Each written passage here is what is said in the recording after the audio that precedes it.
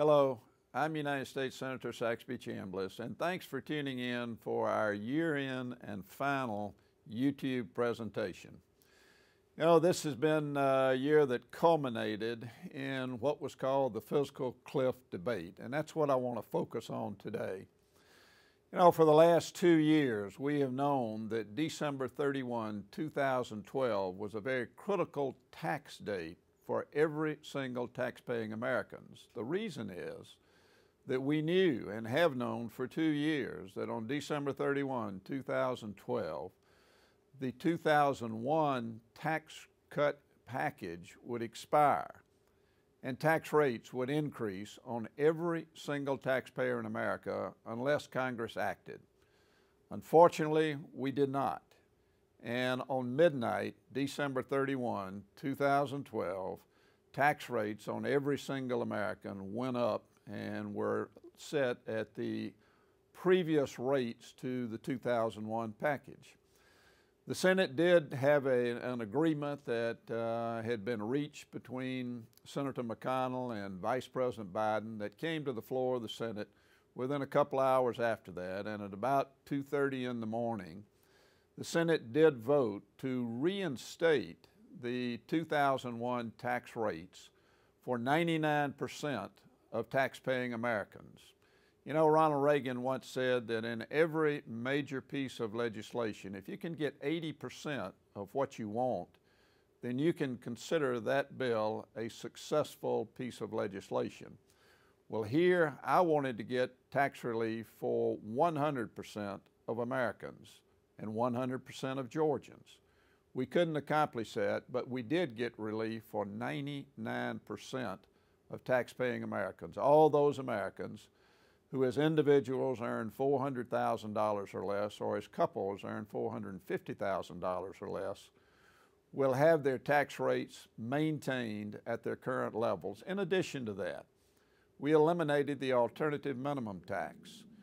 We set capital gains and dividend rates at their current 15% rate for those earning under $400,000 and $450,000, and at 20% for those earning higher than that. In addition to that, we set into place a permanent estate tax level at its current rates. Now, during the time that President Bush was in office, when we originally passed these tax rates, we tried our best, when Republicans had control of the House and the Senate, to make the '01 tax package permanent. But we couldn't get the votes in the Senate because we didn't have 60 votes due to the number of Democrats in the Senate to get that done. The thing that pleases me most about this package is these rates are permanent.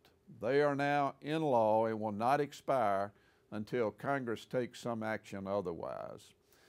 You know, these are very difficult times that we're in today. And I have been focused for the last 2.5 years on trying to come up with a package of spending cuts, entitlement reform, and revenue raisers that would not be tax increases that would allow us to address the huge $17 trillion in debt that we now owe. There are those three pieces: cutting spending, reforming entitlements, and raising revenues, that are the three pillars that are necessary to address this debt. Well, now the revenue issue is off the table. We don't need to talk about it anymore. We need to now focus on cutting spending and reforming entitlements to address this huge and massive $17 trillion that we owe. Well, now how are we going to do that? We've got two deadlines that we are now facing that are going to give us an opportunity to dialogue with the administration and to do exactly what we set out to do originally: cut spending and reform entitlements. Those two deadlines are, number one, the President's going to have to come back to Congress in the short term and ask for an increase in the debt ceiling. The President's already said that he does not want a protracted debate over raising the debt ceiling.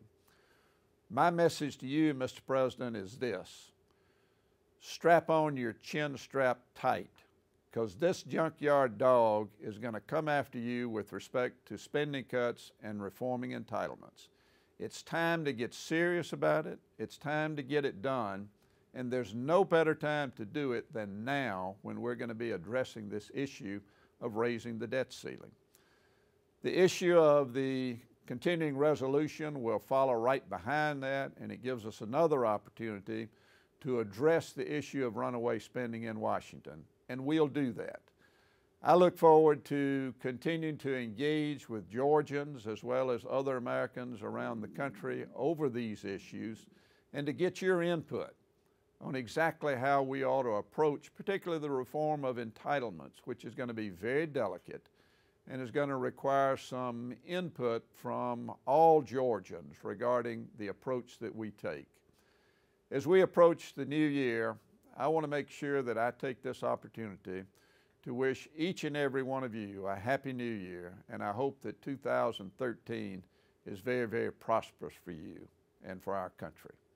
God bless you, and may God continue to bless America. Thank you.